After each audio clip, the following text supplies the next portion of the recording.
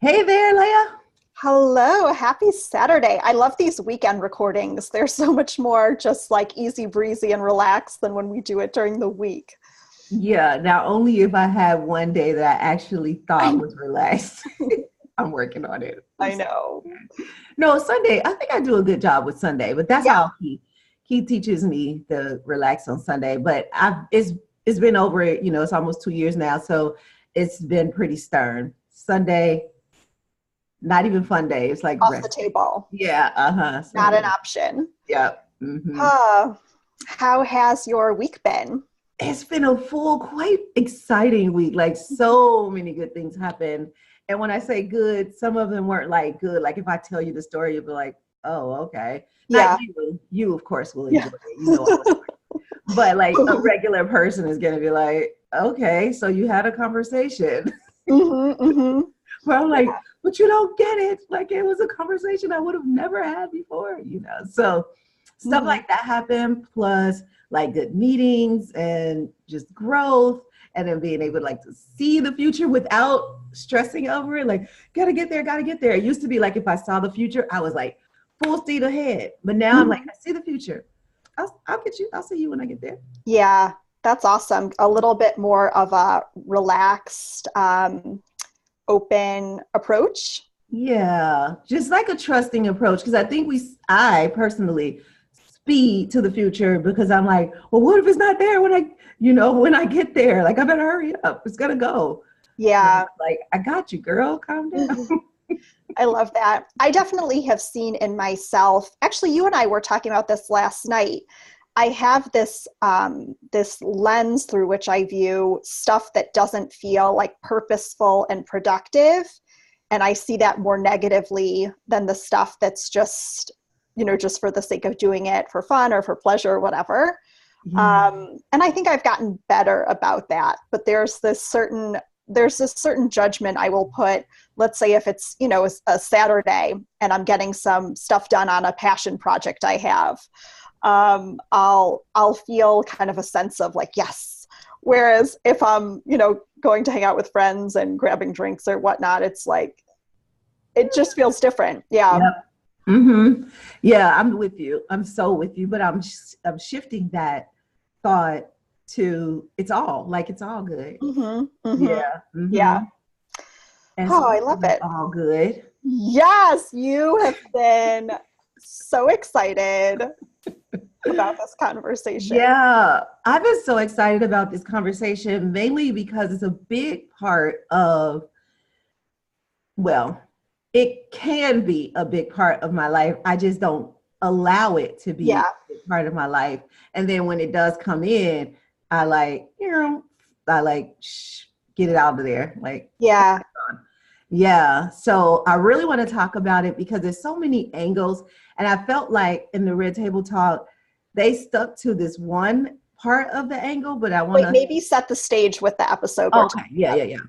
So, as we mentioned last week, we're going to talk about the Red Table Talk episode where Jada and Adrienne, her mom, were talking about race relations between Black women and white women specifically. Hmm. During the episode, one of the producers, who's a white woman, came on. She talked and gave her views. And then they also brought in Jane. What's Jane's last name?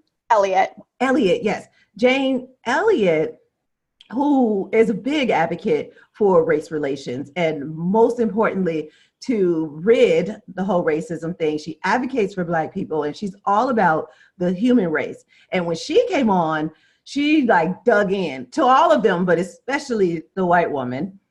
She dug in and she was like, no, you guys stop thinking the way you're thinking. And she was Yeah. really clearing up a lot of the misconceptions Hmm. and a lot of just the ideas that really cause this pain between races, and let's say specifically between Black and white women. Hmm.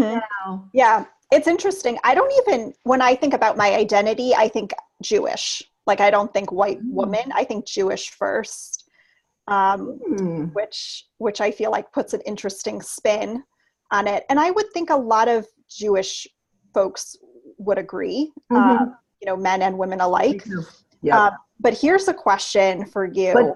put a pin in that, because Yeah. that's strong right there, what you just said. But go ahead. Yeah. Well, it's such a huge part of my family, you know, just I was And just most thinking Jewish about this. people, it's a Yeah. big part. Yep. Hmm. But even for us, my grandparents on both sides, all four, were Holocaust survivors. On my dad's side, they fled before things got really bad, and they escaped to Cuba and then went up to Flushing, New York, from there. But on my mom's side, both of them literally survived in Europe the entire time, whether it was in hiding or in work camps. And so people that I, you know, grew up around, who I'm very close with, they have this, you know, horrific experience that I feel like is in my DNA. You know, it's such a part of me, in the same way that, you know, I think African Americans would experience. But my question for you, I thought it was very intentional, and that they picked the focus of this episode to be about between women in particular, Black women and white women. It wasn't about race. It was about race between Black women and white women. And so I'm curious to hear from you, what is the difference in dynamic? Let's say you're talking about a white woman with a Black man, or a white man with a Black woman. Why did they focus so specifically on women? Yeah. I actually would, that was part of the reason why I wanted to do this, because I felt like they were so specific. Yeah. And I don't know what made them, and maybe we can talk about it and flush it out together. But I did think that they did put a lot of emphasis on the Black man with the white woman being like not acceptable in society, and then the Black woman with the white man being acceptable. It's like, oh, come on in, John, or whatever. Jason, come on in, Jason. But for Lexi, she had a hard time, which they said, they talked about, they had white people in their family, a Black man who married a white woman, who didn't accept the white woman. But then when the Black woman married a white man, they totally accepted him, and he didn't have to prove himself like the white woman did. And I believe that some of that is because early on, when Black men first started dating white women, for Black women, it was like, you're taking our men. Yeah. And so if a white woman came in with a Black man on her arm, it's like, really? Like we already have limited numbers, and then you're gonna take one. Yeah. So it's almost like you're angry at her for like treading on your territory, so to speak. Yeah. Yeah. There's kind of this scarcity. There's this perception of scarcity. Right. And for a Black woman, for a long time, it was just not even a thought to go to a white man. Like, you just wouldn't do it. Yeah. Yeah. Yeah.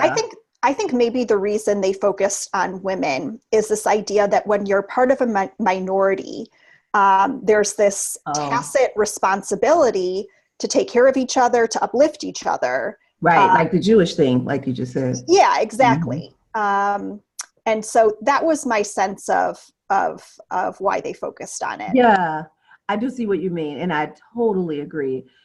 They're saying, hey, we're all minorities, we're all women. Why can't we all band together?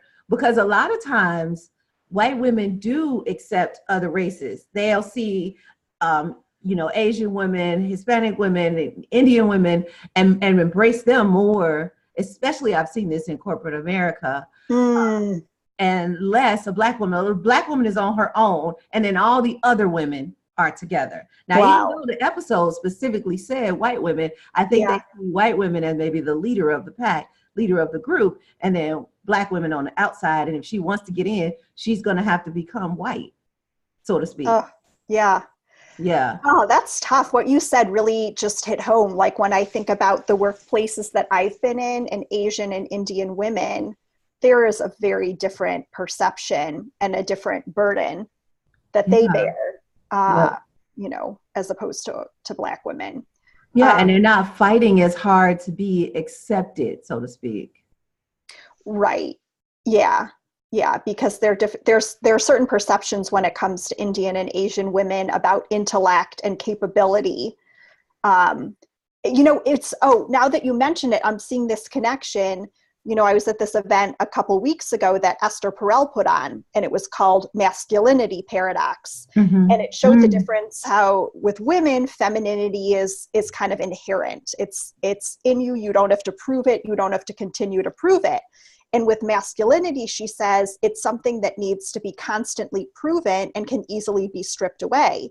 And I see that, in that dynamic in the workplace with Black women, it's like there's this sense of constantly needing to prove yourself. And in any moment, that can be stripped away. Yeah, absolutely. And the fact that you bring up that masculine and feminine, a lot of times Black women don't get to be feminine. Even in a room full of women, they will take on that masculine role. Right. Mainly because that's the ego trying to get its power. That's the ego putting up its guardian, like, hey, I'm going to put the guard up out front. And so the guard is masculine. And so she has to become that masculine figure, which then makes the other women not want to be around her. Yeah, I can see that. So you mentioned Jane Elliott, and well, before you go there, I wanted to mention that early on, Adrienne talked about this. She was finally able to go to this store, I guess Tiffanys. I don't know if it was the Tiffanys. Or it was just a Tiffanys where they lived, but she was finally able to go to this store, and her, I guess, employer, her manager or whatever, said, okay, so now you guys can go in and steal, which the statement in and of itself is just like, whoa, who would say that to another person? But then for your employer to say that to you, but I just thought it was crazy that is the way they think of us. Like, she had been working there, obviously not stealing anything because she still had a job. But for some reason, his idea of Black people was that they go into stores and steal. Not that they go in and buy and shop. And we spend a lot of money. If you look at the numbers, Black people do a lot of freaking spending. Yeah. But that was his response. And I was like, whoa. Yeah. So harsh. Yeah. So and to add a little more context, what had happened was she was working somewhere, and at the time was not allowed to go to Tiffanys because of rules about the separation between Blacks and whites. And when the laws changed, the boss must have overheard her talking about looking forward to going to Tiffanys, and he made an offhand remark. Now, it's not like, what did he say? He said, you can't, you can shop there now, and you can also steal there. Or, he didn't even say to shop there. He said, so now you can go in there and steal. Okay.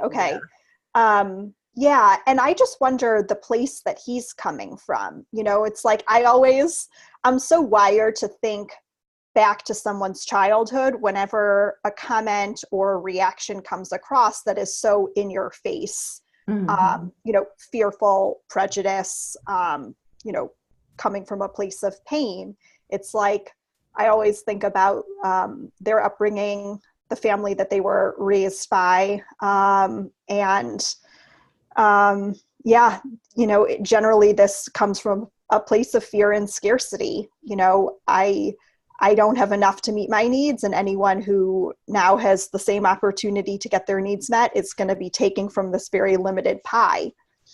Yeah, and I don't even hear it like that as much as I'm like, you have in front of you evidence that Black people are productive people, part of the citizens of this community. You have in front of you evidence, but where you decided to focus was on whatever was in your past, whatever was taught to you, that you now can argue. You can argue if you wanted to. Well, what about this Black person and that person? But you choose. And the white woman, the producer, whose name I can't think of, but the producer that was on there, she was saying ignorance is a choice, and she had been choosing to be ignorant, and that's what he was doing in that moment. He might have been hurt in the past or taught in the past that Black people were thieves, but he had evidence that they weren't. He managed some that weren't doing that, and he had a chance to choose not to be ignorant. He just chose it again. And at some point you have to take responsibility for the fact that you are making a decision to feel this way about somebody, even with your hurt. And I tell my patients that all the time. I know your story. I know you have a story, but I'm asking you, put the story down and create a new story. Yeah. But then, okay, so I have two thoughts. Number one, it's similar to what you and I were talking about last night. You were talking about a client that you have who has a very specific identity based on her life circumstances of who she is and how she operates. And she has these other realities in front of her, let's say for the sake of argument, potential wealth and prosperity. But because her programming is such, she'll never be able to access them. And she won't believe that they're possible. So go back to this manager and the story that we were talking about. He's seeing evidence in front of him, but it doesn't matter because his programming is the opposite. Yeah. But this client is seeking to change. Her conscious brain is saying, I can't have it. I have lack. Her conscious brain is saying that. But her subconscious brain is saying, I know we know better. Let's go out and find it. It's got to be somewhere here. Please, please help us find it. And so the conscious brain is leading her towards where that is. And she's opening up to that. He's not even opening up to the possibility that there could be another way. And maybe he was joking when he said it, but there's some truth. My belief is there's some truth to every joke. Yeah. By the way, he kind of believes that that's what Black people do. Yeah. My whole point in that is that he's not alone. He's not the only one who thinks that. That is why when I guess this is something that Black men say a lot. Like if they're walking down the street, white woman on the street, she's going to cross the street or she's going to clench her purse. I think a lot of our anger towards white women, which I don't have a lot of anger towards white women, but there are a few specific white women that I've seen act a certain way that I'm like, woman, like, just open your eyes. There's more love in this room than you realize. You're not in danger. Only thing you're in danger is of missing out on some love. That's what you're in danger of. And so, the way, go ahead. I was going to say, the way I see that is it has nothing to do with the Black man. Like that could be anything external and this person is living in fear. And so anything that triggers that, I mean, I'm taking this. I want to make sure you understand that it sometimes, use that word. Fine. Sometimes. Because if a black man heard you say it has nothing to do with a Black man, he'd be like, F that shit. Exactly. I totally get that. I think I'm just such a psychology nerd that I always go to like the pain, the childhood pain or the wound. No, that's not what it is. You are so loving. You don't have that same bias. You're not going to clench your purse. You're going to be like, oh, who's this dude? You're just going to be like, curious. Yeah. Right. So because of that, your lens is not tainted by what that society has put in place to say Black people steal, Black people rob you, Black people beat you, or whatever else. They're crazy. Your lens is not tainted by that. Your lens is tainted by your own experience, which is you've had plenty of friends and coworkers and trainers and partners just straight up love on you. So you know that there's a possibility that you could meet a Black man who would be like, hey, I'm about to go dance. Oh, really? Let's go dance, And you'd be all in. You would even, you'd probably like put your purse down and go dance.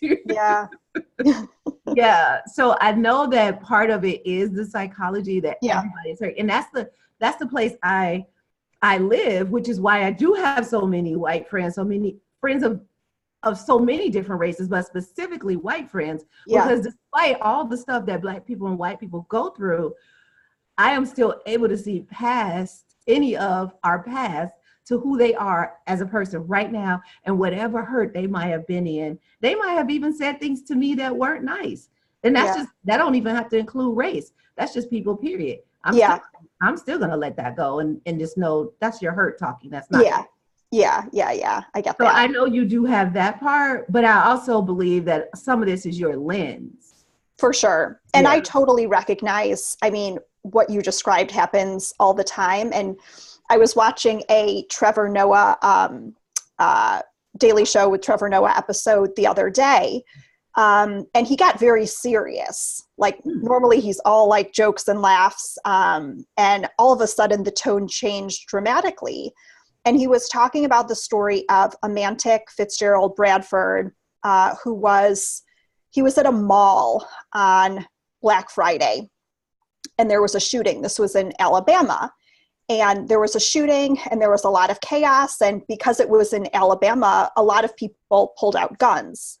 And he was the son of a police officer and also a former Army guy.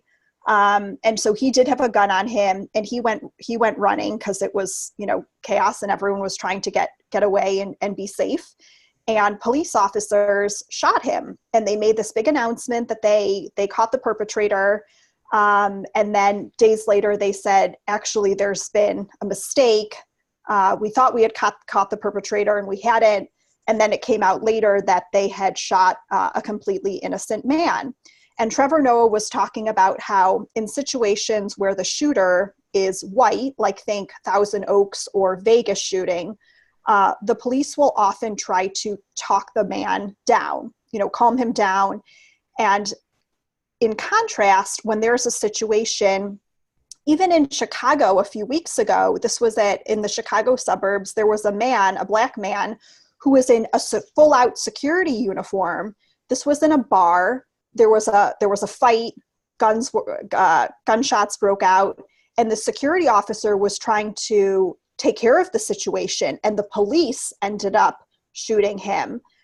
So even in situations where they're trying to, fix the situation, there's this tacit assumption: if there's a black man with a gun, shoot him. And if there's a white man with a gun, even if it's a mass shooting and it's very clear that he's armed and dangerous, you talk him down. You don't shoot before you explore all the options. And, basically he said the Second Amendment doesn't apply to black men in this country, which I thought was true and real and profound.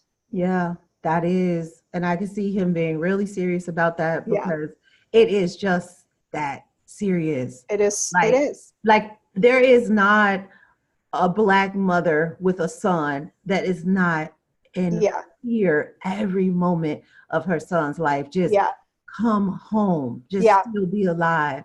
Just get shot. Like, what is that about? Yeah. That you pray that your child is a girl so you don't have to worry about him getting shot just for being himself. Yeah, it's so wrong. And interestingly, I was watching an interview with Charlize Theron earlier this week. One of her children is adopted and is Black. And so in a weird twist, she's faced with that exact same fear every day. Yeah. When I was in my master's program, one of my professors found this article, and it was two little white boys, like, 7, 8 years old, maybe, holding guns up, and their mom took a picture. And they're like fake guns, of course. And the mother was just so happened to be a journalist. And the headline of the story was, "What if my sons were Black?" Because she took this picture laughing like, "Oh, so cute," right? Yeah. But she knows that if her Black son held up a gun at somebody, even playing at 8 years old, he could die. Yeah. And that became real to her, that she said he has the privilege to play with guns at 8 years old and feel nothing. And she doesn't have to feel anything. But what if my sons were Black? Yeah, it's so wrong. I hate it. I hate that it's that way. Yeah. But going back to the original subject with white women and Black women, one of the things I wanted to mention is, one, it hasn't been my experience that there is this fight between Black women and white women. Like, that hasn't been my personal experience. I've seen it in the world, but when you and I met, it wasn't like, "Hey, Black girl, hey, white girl." Like, that wasn't, it was like, hey girl, oh, what are you doing here? Oh, what are you doing here? Like, what did you find out? And what did you find out? Like, we were more curious about the situation than we were, tainted by whatever Black girl, white girl stuff was going on. Yeah. And that's my experience with many of my white girlfriends. It's interesting. I was reflecting on my experience prior to this conversation, and I've actually had several different independent instances of, I was in a public speaking group that was incredibly diverse and very well attended. So we're getting, 30, 40 people at each of the meetings. And there was a guy who he had gone to the high school, and a Black man had graduated from the high school that I was teaching at the time. And speaking of, we talked earlier about this reality of, there are just many less college educated Black men than Black women or white people. And so I was constantly trying to connect my students with positive role models. And so this guy was, he was a professional speaker, public speaker, very articulate. And I thought, also a graduate of this high school, what a great example. Mm-hmm. So I brought him in, and that was wonderful. And then he progressed to the championship level of this public speaking competition. And it was going to be in Kansas City. And I happened to be there for a dance event. And I'm like, oh, I'll go support. He won't have many people there to support him because it's out of state, and I'll go. And so I showed up, and his wife at the time confronted me completely irate, suggesting that there was stuff going on between us, which was just absolutely not true. And then similarly, a very close friend of mine, also from this public speaking group, she was Black, dating another Black man in the group, and they were very close. And she and I were super close. In a lot of ways, she reminds me of you. Super smart, really into growth, just an amazing person. And she also approached me. It was, we were at our annual public speaking group holiday party, and accused me of having, something going on with this guy that I, again, absolutely didn't, and even there was a really massive age difference between us too. So going back to the original topic of the conversation, which is this idea of, the interracial dating, I think that there is a charge there that might create tension unnecessarily. Yeah. Just kind of what I said earlier. It's like, this is our territory. Yeah. Go back to your own men or whatever.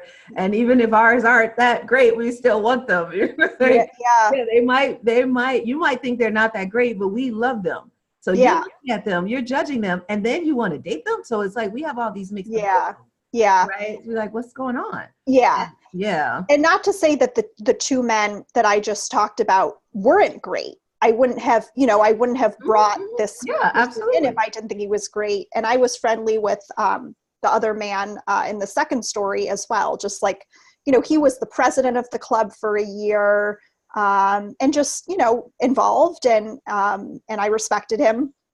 But it's just interesting how I think when we are coming from a place of scarcity, we might be worried about things or might see things that that aren't there. And I certainly, certainly when I've had a scarcity mindset, maybe not about relationships and dating, but about other things, I'm making something much bigger than it is as well. Yeah.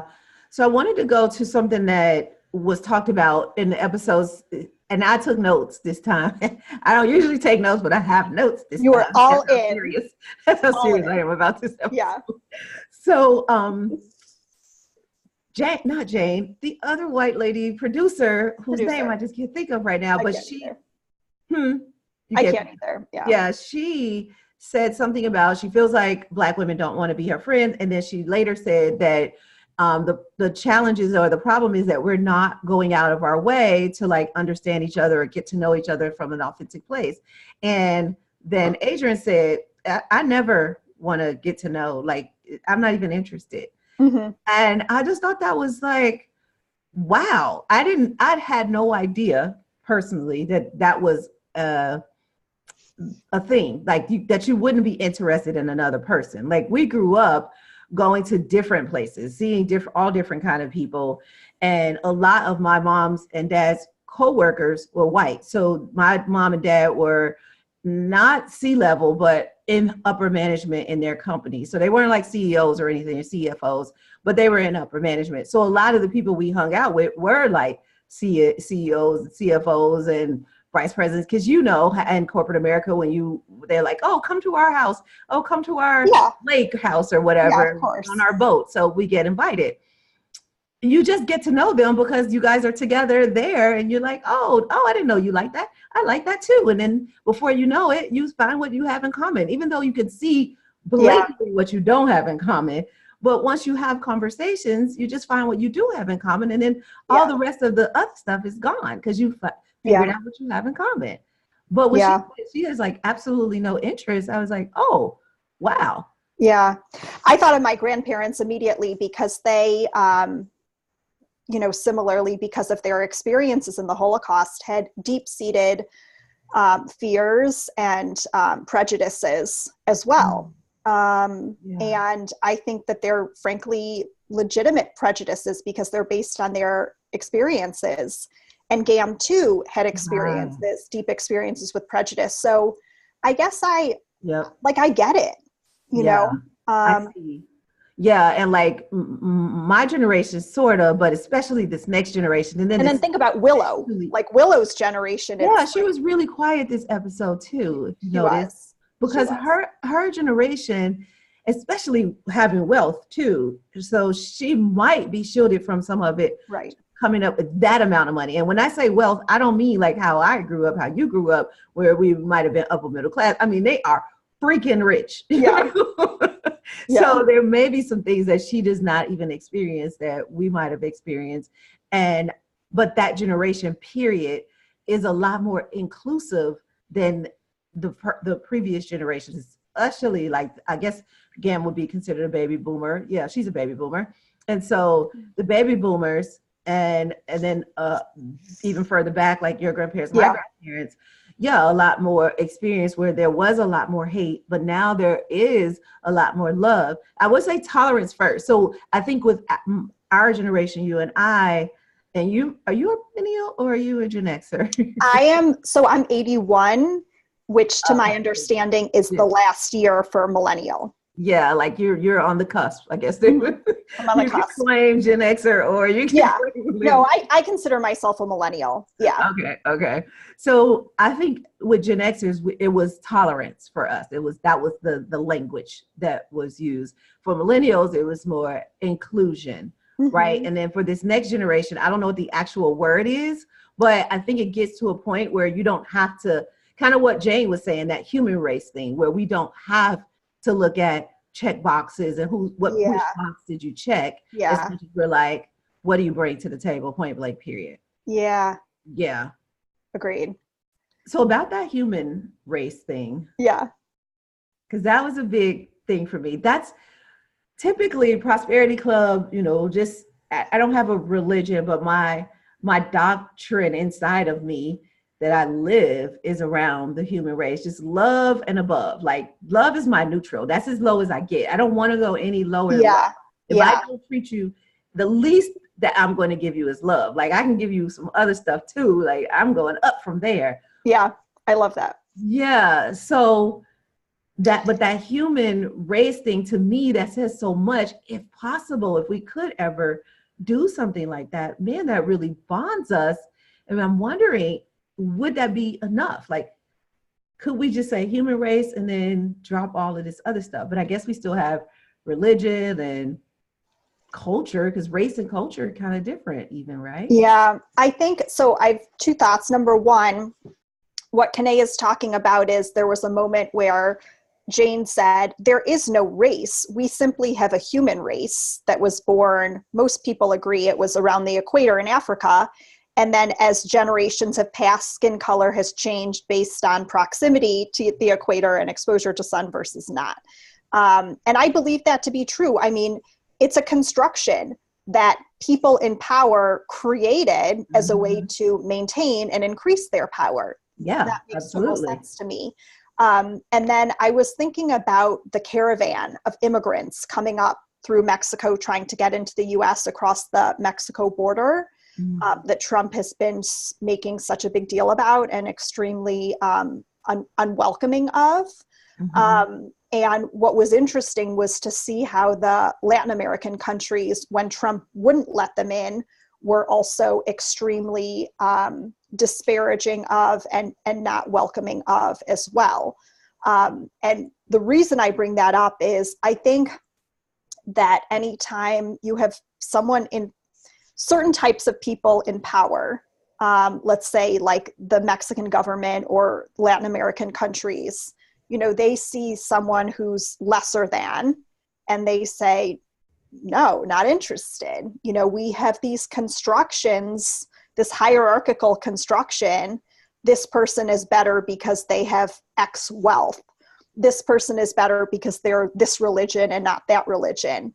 And I think that as long as we, as a human race, are operating from this place of scarcity, there's this limited pie, and God damn it, I'm going to get my piece, and I want it to be a really big piece with whipped cream and sprinkles. You know, it's, I think as long as we have that mentality, that it's going to be perpetuated. There's no reason that the people in power would give up what they have. Unless if they realize that there's no giving up, that there's enough for all of us. It would be gaining. It would be gaining, not giving up. But yeah, exactly. They would at least keep what they have. Like they don't have to give anything away in order for us all to have our own fair share. Yeah. But I get what you're saying. So we get the human race. Like if we get that part, like if we say, okay, there is one race, but we still have this other stuff, this religion, this class, this education, you know, whatever, separating us. Yeah. If we could get past that, seeing that there's enough for everybody, we don't have to control anyone. Because part of what Jane's argument or the fight that she's in is that this whole school system is all about keeping the white man supremacy kind of thing and putting everybody else down. And if they really educate, not the education system, but if we all got really educated, then we'd all be on this like even playing field, which is what you're saying. If we just got on this even playing field where there was no greed, then we could go to what I'm saying, which is love and above, like, oh, I love you so much, but we can't love each other because we like, hey, wait, don't take my computer and my land and my wife or whatever. We're just like all holding on to our stuff. And until we realize that there's no stuff to hold on to, the stuff inside of you is the only stuff you need to hold on to. And that's the stuff we ain't even paying no attention to. We give that away with no problem. With this hate, that's basically us giving our inner selves away every time we decide to hate somebody. Yeah, I love that. So coming full circle, I feel like we normally don't end with a call to action, but in the spirit of Jada's call at the beginning of the episode, that we have a responsibility to bridge this gap that exists. I want to encourage everyone watching to strike up a conversation with someone that they might not normally, and be open and vulnerable and kind of lead with your own authenticity and see what happens. Well, just start the class with the final exam. That's what you did. I feel like that's a really reasonable, all it is someone who you might normally project distance, differentness, separateness onto. Instead of I'm all in with this, can I? Instead of that, take a breath and strike up a conversation and share yourself with them, because often that's all it takes for them to share themselves back. Yes, and I feel like totally agree. The gap isn't going to be this gap isn't going to be closed with like legislation or big sweeping. I feel like it always starts with us and taking that little baby step. Yeah. So yeah, it is. And I will give you, okay. So I'm going to give you, as along with that, like if you want to take a baby step first and then take this step, share this video with someone you know, like anybody. Yeah. Then go and talk to somebody that you wouldn't normally talk to. Yeah. So take the baby step, and then you're powerful. You accomplish one thing, and you're like, I can do this. And then you go and talk to the person. I love it. And share in the comments how how the conversation goes. Yeah, any thoughts? Because this isn't, I mean, it's so many places you can go. Well, we didn't even go all the places. So now I see why they weren't able to get it all in. We went 40 minutes and they went 25 minutes. So right. we still couldn't get everything in. But oh my gosh, thank you so much for going all the way and being vulnerable. And man, this is a tough conversation. So I'm glad we had it. Not that you and I wouldn't be able to have it, but having it with the world and letting them see where we stand and how strong our bond is, that white women and Black women don't have to have animosity. And even if we do, we can just talk about it. Yeah. And it's funny too, because you said like, this is a tough conversation. And my immediate reaction is like, this isn't tough at all. Like, this is like needed. This is like the juice of life. You know, of course I'm going to talk about this, but I realize that I'm a bit unique in that sense. And that could be some privilege there too, because you get to talk about it. Totally fair. Yeah. But for us, it's like, oh, here you go with your Black conversation again. It ain't all about Black people, you know. That's how we feel sometimes. If we bring it up, it's like, oh, Black people, get over it. You know, we're like, what? Get over what? We're not accepted. We're getting shot down. Like, we can't get jobs. Like, get over what? What are you asking me to get over? Yeah. That was a good point to end on. And because that's how they started the episode, with this idea of the producer was saying, sometimes I don't even know when I'm in my white privilege, because that's all I know. Yes. So that's another good point to bring up. Yeah. And then I get it. Then they probably don't understand why we're still talking about it, because to them it looks like it's all over, but it's just not. Yeah. It's not. Yay. All right. So I'm going to go bowling with some white people. And I have a dance class with my name on it. Yay. Happy Saturday, everyone. So have a good Saturday and love on each other, all of you.